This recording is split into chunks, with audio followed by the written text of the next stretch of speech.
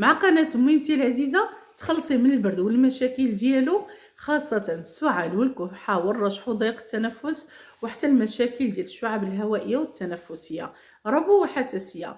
غتحتاجي ساشيه وحده ديال نيسكافي وكاس ديال الياغورت اللي غادي يكون طبيعي، وغادي نضيفو معاه عصير نصف حامضه كامله تكون كبيره، تحيدي ليها غير العظم. خلطي هاد المكونات، ناوليهم من المساء وردي عليا الخبر النتيجه من اول استعمال. ما تنسيش تابعي الحلقات والفيديوهات ديالنا اليوميه، حيث وصفاتنا ماشي اي هضره وكلام، انما وصفات مجربه من عند ناس الزمان.